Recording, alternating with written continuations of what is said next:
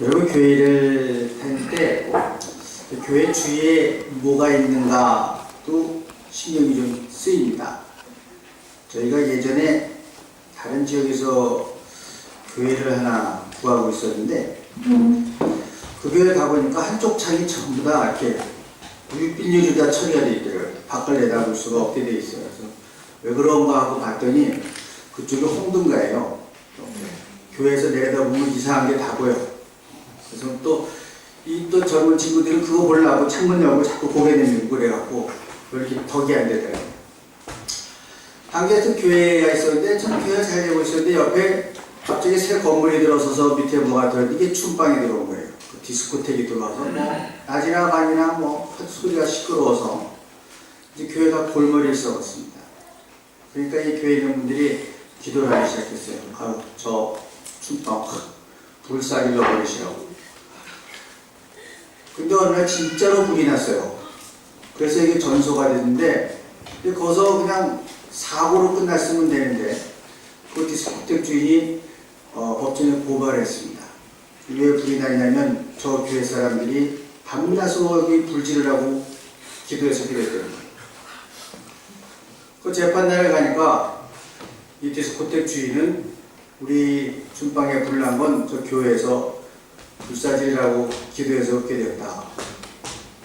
그건 재판장이 물어봤어요. 장로님들 어떻게 생각하시냐 했더니 장로님들이 아유 재판관님 기도하느라고 그게 불이 납니까? 이 디스코텍 주인은 기도해서 불이 났다고 생각하고 장로님들은 기도해도 불이 안 난다고 생각합니다. 어떤 분들 믿음이 좋은 겁니다. 믿음의 우리 실상입니다. 어떻게 믿고 사냐. 우리가 다 교회 다니면서 믿는다고 하는데 믿음의 실상이 어떠냐 이런 얘기입니다. 요즘 독일에서도 굉장히 많이 이민을 갑니다. 그리고 이민을 가는 여러 가지 이유 중에 하나가 뭐냐면 아주 독일 사회가 안정된 사회입니다. 그리고 사회 보장도 비교적 잘 돼 있는 사회고, 근데 그렇게 사회 보장제도가 잘 돼 있는 사회를 유지하려면 세금이 많을 수밖에 없습니다. 그래서 독일에서는 아무리 무슨 머리를 굴려도 일확천금해서 갑자기가 부자가 될 수 있는 길이 없습니다. 딱 두 가지 방법은 있어요. 은행을 털든가 로또가 맞든가. 이 두 가지 외에는 갑자기 부자 되는 길은 없습니다. 그러니까 젊은 사람들이 이런 장사라든가 눈에 이렇게 딱 열리는 사람들이 어디야? 미국으로 이민을 많이 갑니다. 그래서 미국으로 간다든가 또 더 좋은 직장, 안정된 환경 이런 걸 찾아갖고 남미로 가는 사람, 스페인, 스위스 그리고 스웨덴을 많이 갑니다. 특히 의사가 모자라기 때문에 의사나 전문직 종사자들이 스웨덴을 굉장히 많이 갑니다. 독일 분들이. 물론 스위스도 많이 가죠. 그러다 보니까 여러분 독일 텔레비에 이 이민에 관한 프로그램들이 한 두세 가지가 매주 하는 전문 프로그램들이 있습니다. 뭐 마인 노이스 레벤 뭐 이런 것도 있고 굿바이 도이칠란드 디 아우스란더 뭐 이런 프로그램들이 계속 있습니다. 그러니까 사실은 고향을 떠나서 어딜 간다는 게 쉬운 일은 아닙니다. 이게 제일 편하거든요. 말도 친척도 친구도 다 여기 있으니까. 근데 여기를 떠난다는 거는 대단한 결단입니다. 여러분들도 사실 대단한 결단을 하고 오신 거예요. 먼 걸 온 사람들이 있어. 아닌데 뭐 그냥 한번 가보자 하는 사람도 있겠지만 떠난다는 건 굉장한 결단이죠. 오늘 성경에도 여러분들이 잘 아시는 아브라함이 고향을 떠나는 이야기가 있습니다. 낯선 곳으로 떠난다고 하는 것이 참 두렵고 힘든 일이고 대단한 용기라고 하는 것입니다. 여러분도 다 여러 가지 사연들이 있고 또 여러 가지 결단을 하고 여기 왔을 텐데 과연 우리가 이 떠나서 사는 우리들의 마음 또 여기 사는 우리들의 믿음의 실상이 무엇인가 같이 한번 오늘 나눠볼 수 있기를 바랍니다. 고향을 떠나는 이유는 여러 가지가 있습니다. 학업, 직업, 호기심, 또 새로운 시작을 위해서 떠납니다. 아브라함도 무슨 자기가 새로운 시작을 위해서 떠난 건 아닙니다. 하나님께서 새로운 시작을 명령하셨기 때문에 그냥 순종하고 갔기 때문에 신앙의 눈으로 좀 볼 필요가 있습니다. 마음을 단단히 하고 굳은 각오를 하고 고향을 떠나왔지만 아브라함같이 모두 외국에서는 힘들고 버거운 삶을 살아가게 되어 있습니다. 떠난 우리들이 생각하기에는 하나님께서 우리들에게 너는 고향에서 발 뻗고 그냥 주저앉아 있는 게 좋겠다 그렇게 말씀하시지 않고 뭔가 새로운 것을 향해서 떠나라 이래서 말씀하셨을 것이라고 생각합니다. 현재 자리를 떠나는 사람들은 누구나 다가올 미래에 대한 기대가 있습니다. 그래서 이것을 감행하는 것입니다. 하나님의 약속을 믿고 이런 따르는 사람들에게는 두 가지 아주 조건이 있습니다. 언제든지 떠나야 될 준비가 되어 있어야 되고, 그리고 자기가 있는 곳에서는 축복의 근원이 되는 통로가 되겠다는 생각을 해야 됩니다. 그래야 하나님의 말씀대로 떠나서 그곳에서 복된 일과 보람된 일을 할 수가 있습니다. 여하튼 아브라함은 믿음으로 순종하며 떠났다 그랬습니다. 첫째는 뭐가 필요하냐면은 이런 믿음에서는 이 고백이 필요합니다. 이것이 하나님께서 나에게 명령하신 길이다. 아브라함의 고백이 있었습니다. 이것이 하나님께서 나에게 주신 길이다 하는 자기 고백이 있어야 된다고 하는 것입니다. 유명한 랍비였던 아브라함 뷰시라고 하는 사람이 믿음을 이렇게 표현했습니다. 믿음은 기억하는 것이다 했습니다. 오늘 우리는 아브라함의 믿음의 행동을 같이 기억하고자 하는 것입니다. 우리의 신앙도 성경을 통해서 만났던 많은 신앙의 인물들을 기억하며 믿음이 자랍니다. 또 우리가 만났던 사람들의 좋은 신앙들을 기억하며 자라게 되어 있습니다. 그래서 믿음은 기억하는 것이다 그런 얘기입니다. 그래서 이 아브라함 이야기를 히브리서에서 어떻게 했는가 하면은 11장에 들어가서는 그 얘기가 절정에 다다릅니다. 하박국서에서 의인은 오직 믿음으로 살리라는 말씀을 구체적으로 적용하며 살았던 사람들을 좀 나나하게 차례차례 설명을 하고 있습니다. 지금까지 믿음을 가지고 살아있던 사람들이 이 히브리서가 쓰여질 때 어떤 환경인가 하면은 핍박이 오고 불이익을 당하게 되고 협박을 받게 되니까 이 사람들이 배교하거나 교회를 떠나는 일들이 생기게 되었습니다. 목회라는 목자로서 너무 안타까운 거예요. 야, 이 사람들 그냥 보고 있을 수는 없고 뭔가 말씀을 전해줘야 되겠는데 해서 쓴 글이 히브리서입니다. 특히 유대 기독교인들이 많았기 때문에 히브리서는 구약 성경을 많이 인용하는 그런 책이기도 합니다. 힘들고 어렵고 그래서 이제까지 자기들의 꿈이라든가 비전을 다 내려놓고 그냥 배교하고 교회를 떠나는 그들에게 주신 그런 말씀이라는 거예요. 오늘 우리가 교회도 사실은 한국 교회가 많이 어렵고 또 여기 있는 우리들도 신앙생활이 녹록지 않지만 이 히브리서를 통해서 약속의 말씀을 통해서 다시 한번 저희들이 설 수 있기를 바랍니다. 그래서 히브리서 기자는 남아있는 사람들을 향해서 믿음을 가지고 끝까지 분투하며 살 것을 권면하기 위해서 이 말씀을 기록했습니다. 그러니까 오늘 히브리서 말씀은 믿음이 약해서 넘어지려고 하고 쓰러지려고 하는 사람들에게 큰 위로의 말씀이 되는 말씀입니다. 그래서 아브라함이 첫째는 그런 확신과 고백을 가지고 떠납니다. 이 확신과 고백이 없으면 떠날 수가 없어요. 그래서 이 확신과 고백이 있기 때문에 순종할 수가 있는 것입니다. 아, 이게 하나님께서 나에게 계획하신 길인가 보다. 이것을 자기가 확신할 수 있어야 되고 그래야 순종할 수 있습니다. 그렇지 않으면 그냥 아무 생각 없이 순종한다는 것은 불가능합니다. 자기력은 이 말씀에는 확신이 있어야 됩니다. 고향을 떠나서 낯선 땅으로 간다고 했을 때 친척과 친구들이 뭐라고 했을까요? 잘됐다.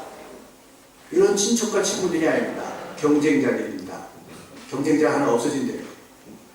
제가 독일에 올 때도 많은 사람들이 말렸습니다. 아니 그 좋은 자리를 두고 왜 가느냐. 대학에서 가르치는 자리를 내려놓고 오니까 다들 왜 저러나 그랬어요. 그래서 저는 가르치면 가르칠수록 내가 모르는 걸 점점 알겠더라고요. 한 3년 가르치니까 아 내가 무지 모르는구나.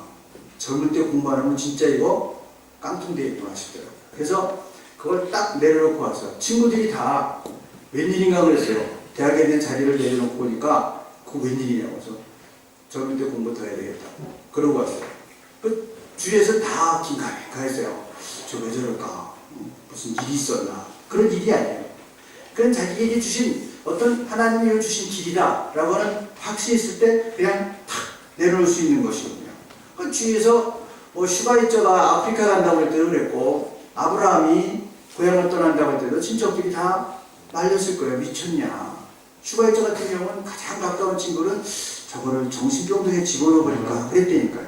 왜냐면 자꾸 이상한 소리 하니까 저게 지금 착각일 수도 있고 약간 이상할 수도 있고 일단은 정신병동에 집어넣자 라는 생각까지 했다고 그러니까 얼마나 심각했어요. 슈바이처도 자기 신학과에 교수대를 내려놓고 아프리카에 선교사로 간다고 그러니까 주위에 있는 친구들이 미쳤나 그랬다고요. 아브라함도 역시 마찬가지입니다. 그러나 그렇게 할 수 있었던 것은 자기가 확신이 있었기 때문입니다. 적어도 무슨 뭐 성공하느냐 안 하느냐 이런 것이 아니라 하나님께서 나에게 주신 길이다 라는 확신이 있었기 때문입니다. 이 확신과 고백, 순종이 쉽지 않은 이유는 무엇이 아닐까? 왜 그런가 하면 하나님의 약속보다 세상의 현실이 훨씬 현실적이고 구체적이고 매력적이기 때문에 그렇습니다. 딱 눈앞에 보이는 현실, 내가 여기 그냥 있으면 어떻게 편안하게 지낼 수 있고 길이 너무 설득력이 있어요. 지금 현실에 안주해서 내가 갈 수 있는 길이 너무 설득력 있고 플라우지블하다고요. 그래서 그걸 결단하기가 어려운 거예요. 하나님의 약속보다 현실을 더 크게 생각하기 때문에 순종하기가 어렵습니다. 믿음은 보이지 않는 것의 증거입니다. 눈에 보이는 것의 증거가 아니고 보이지 않는 것의 증거입니다. 보이는 것은 믿는 게 아닙니다. 보는 것이지. 보이지 않기 때문에 믿는 것입니다. 그래서 믿는 자만이 순종할 수 있고 순종하는 자만이 믿을 수가 있습니다. 그래서 어떻게 하나님의 말씀을 듣고 받아들일 수 있을까? 내가 신앙생활하면서 교회에서 나를 부르시고 계신다는 것을 나는 뭐 백인 사람 같아 이런 사람은 없어요. 다 나를 부르신다고 하는 것을 알고 있고 또 믿고 있고 그렇습니다. 그러나 개인적으로 나를 향한 부르심이 있는가 하고 물어보면 생각해보지 않았거나 또는 현실에 거슬려서 어떤 일을 행하기에는 용기가 부족하거나 했던 기억들이 많을 것입니다. 그것은 현실이 갖는 설득력이 너무 강하기 때문입니다. 너무나 현실적이기 때문입니다. 하나님에 머물고 싶지 가나안을 향해서 떠나가기가 현실이 너무나 설득력이 있기 때문입니다. 믿음은 순종이요 그리고 모험입니다. 왜? 보이지 않는 곳에 몸을 던져야 때문에 그렇습니다. 두 번째는 그러한 고백과 순종이 있으려면 결단을 해야 됩니다. 딱 간다 하는 자기 결단이 있어야 돼요. 여러분도 아마 독일로 온다고 그럴 때 여러분이 결단했던 그런 순간들이 있을 것입니다. 그 순간을 초심이라고 그러죠. 처음 여러분이 독일에 오면서 무슨 생각을 하고 합니까? 그걸 초심이라고 하는데 여러분 그 초심을 한번 돌아보실 수 있기를 바랍니다. 이런 확신, 그래서 결단을 하는 거예요. 장차 자기가 목으로 받을 땅에 나아가 확신을 갖고 살았다 그랬습니다. 확신으로 보이지 않는 세계를 향해서 나갈 수 있는 것입니다. 그래서 결단을 해야 돼요. 가느냐 마느냐 뛰느냐 마느냐. 어느 집에요 밤에 자던 중에 불이 났다고 그럽니다. 가족들이 다 불을 피해서 나왔는데 보니까 5살 먹은 아들이 보이질 않습니다. 야 이거 어디서 했나 애들이 갑자기 놀란 일이 생기면 어디 가요? 자기가 맨날 놀던 숨는 곳으로 가거든요. 애가 깜짝 놀라면 가니까 자기가 놀고 자기가 편하게 숨던 자리 다락방 구석으로 숨은 거예요. 연기가 올라오니까. 그러니까 점점점 연기에 불이 퍼져 연기가 올라오니까 집에는 들어갈 수 없고 숨이 막히니까 애가 창문으로 다락방 창문으로 고개를 내는 거예요. 불이 퍼지고 연기는 막 올라갑니다.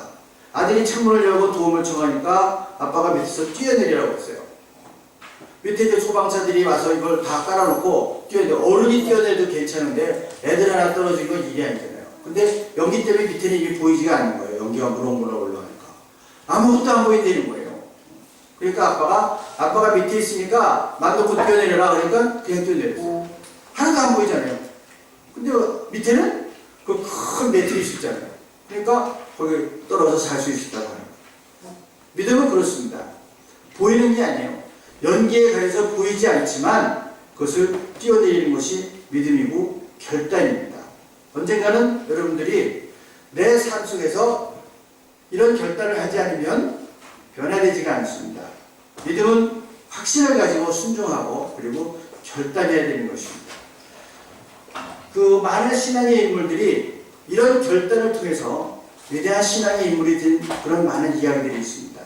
구세군의 창시자였던 월리엄 부스가 20대에 자기 생활수칙, 6대 생활수칙을 딱 정했습니다. 나는 앞으로 이렇게 살아야 되겠다. 이렇게 하지 않으면 나는 훌륭한 신앙인으로 지도자가 될 수 없겠다. 6가지를 결정을 했습니다. 그리고 결단을 했어요. 첫째가 뭐냐면 아침에 일찍 일어나 5분씩 기도한다. 왜냐하면 아침 기도는 정신을 맑게 한다. 잘 결단했어요. 이것을 통하지 않고 내가 맑은 정신을 함께 나갈 수 없겠다. 두 번째는 불필요한 잡담은 금한다. 말이 많은 사람은 촉이 많습니다. 세 번째는 겸손한 태도와 열정적인 행동, 진실한 대화의 자세를 갖는다.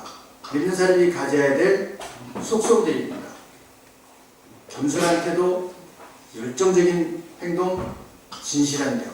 그렇습니다. 네 번째는 매일 성경 4장씩 묵상한다. 성경은 영혼을 살찌우는 자연본이기 때문입니다. 그리고 다섯 번째는 하나님께 나의 인생을 의탁한다. 왜냐하면 의지할 구속이 있는 사람은 매사에 너그러울 수 있기 때문입니다. 의지할 데가 없는 사람들이 강팍한 거예요. 양보할 수가 없습니다. 그러나 의지할 데가 있는 사람은 넉넉할 수밖에 없습니다. 여섯 번째, 이 수칙을 하루에 2번 이상 큰 소리로 외친다. 인생은 이런 결단에 따라서 달라집니다. 젊은 시절에 이런 결단과 좋은 습관이 멋진 인생을 만들 수 있는 것입니다.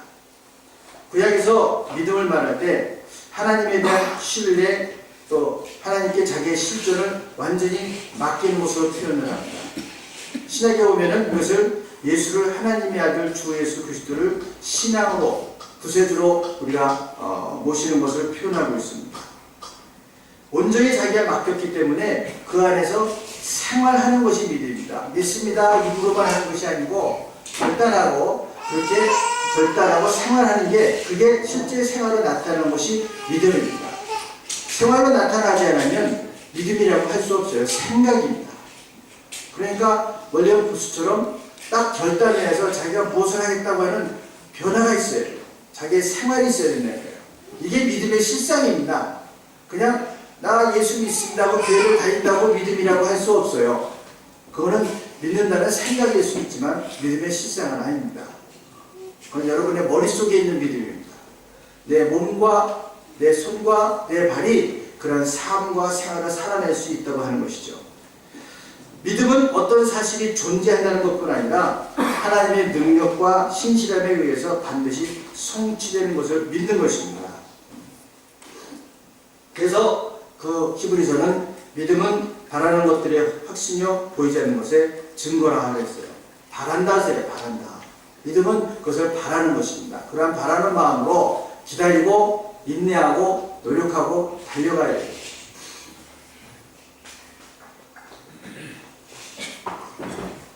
세 번째로 믿음이 그 확신을 가지고 결단을 했으면 그 다음에 이게 지속적이어야 됩니다. 지속적이어야 돼요. 매해 새해가 되면 결단을 하는 사람들이 있습니다. 올해는 담배를 끊겠다. 그래서 한국의 전매청 조사에 보면 1월달에는 담배 팔건이 팍 줄어듭니다. 그래서 보통 1월에 3억 8천만 같은 거 팔리고요. 2월 되면은 5억 5천만 정도 늘어납니다. 한 2억 2천 개가 더 늘어. 2월 되면. 그러니까 적어도 수많은 사람들이 1월 1일 되면 담배 끊겠다고 결심을 한다는 거예요. 그러나 한 달이 안 가. 2월 되면서 팍 일어납니다.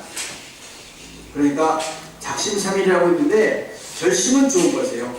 결정하는 거 좋고 월리엄 부스처럼 여러분이 결단하는 거 좋습니다. 그런데 믿음의 실상이 되면 이게 지속적이어야 됩니다. 지속적이어야. 여기에 우리가 참 많은 유혹을 받습니다. 어떤 청년이 연초에 결심을 했어요. 올해는 매일 15장씩 성경을 읽으면서 하나님의 뜻을 찾으리라 결심했습니다. 매일 15장씩 성경을 읽어나갔습니다. 근데 해보시면 아시겠지만 매일 15장씩 읽는다는 게 결코 쉬운 일이 아닙니다. 그래서 매일 성경을 1시간씩 읽어야 했어요. 이게 안 되겠는 거예요. 그리고 청년이 하나님께 기도했습니다. 하나님, 제가 너무 좀 과하게 목표를 세운 것 같습니다. 용서하여 주옵소서. 그러나 5장은 꼭 읽겠습니다. 그래서 하루에 5장씩 읽기 시작했습니다. 이것도 좋은 게 아니에요. 그리고 한 2-3달 지나고 나니까 이것도 힘들어. 그래서 1장으로 줄였습니다. 그것도 지나가니까 이것도 힘들어. 그래서 어느 날 이렇게 기도했습니다. 하나님, 이제는 더 이상 결심을 변하지 않겠습니다. 아침에 일어나자마자 성경을 펴겠습니다. 그리고 손가락으로 탁 찍은 말씀을 제가 읽겠습니다. 그리고 그 말씀을 붙들고 제가 하루 종일 살겠습니다. 그것도 거룩해 보이잖아요. 어느 날 아침 일어나자 손가락으로 성경을 탁 찍었어요. 그랬더니 마태복음 27장 5절이었습니다. 그가 스스로 물러가 목매어 죽으니라.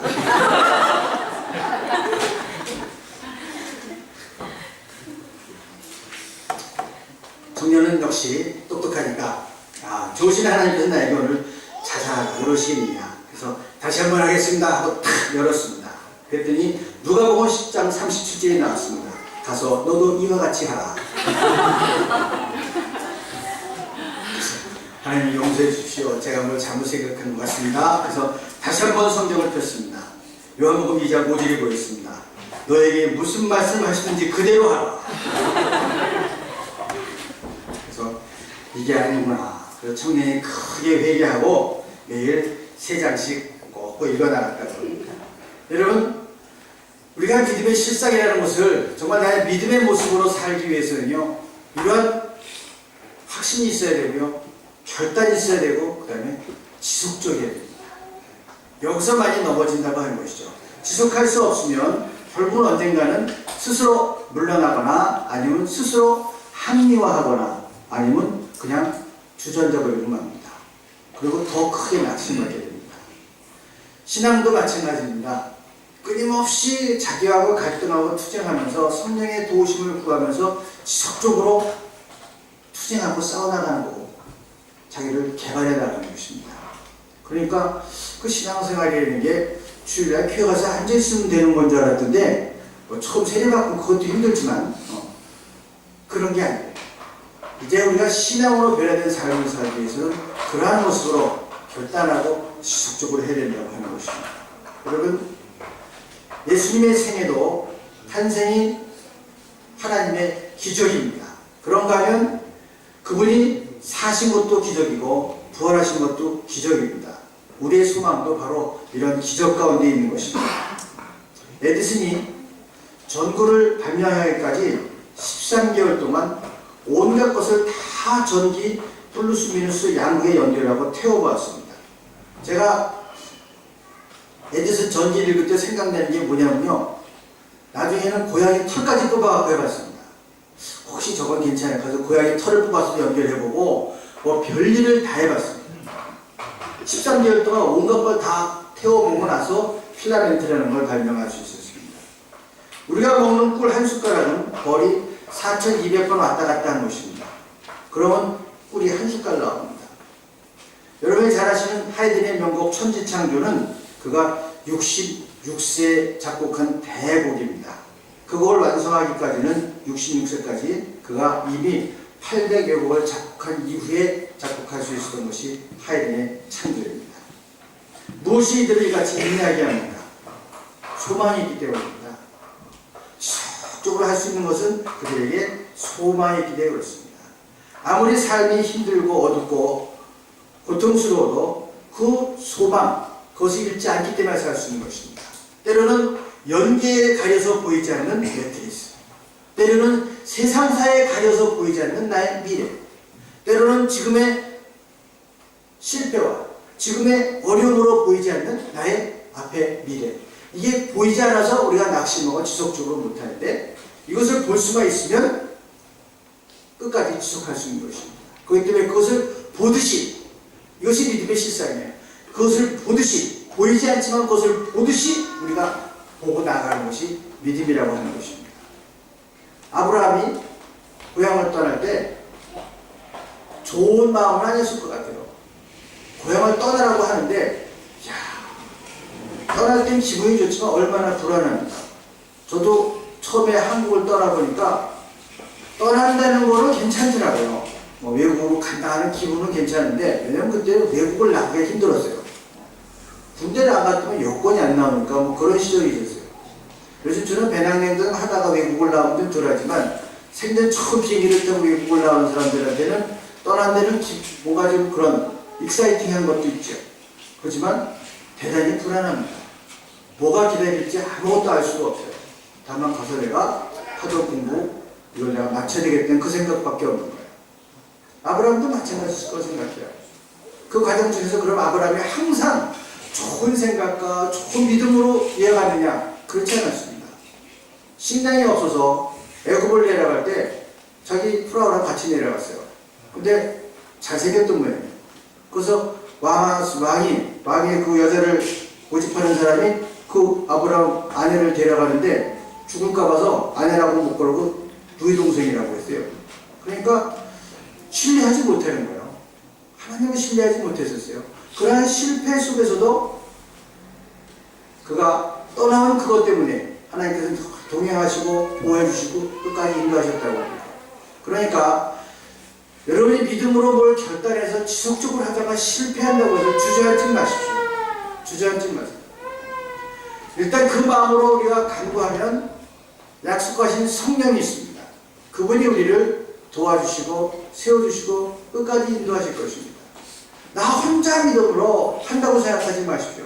내가 믿고자 하고 결단하면 그리고 지속적으로 하는 일들은 그분께서 성령으로 도우시고 동의해 주신다고 하는 것입니다.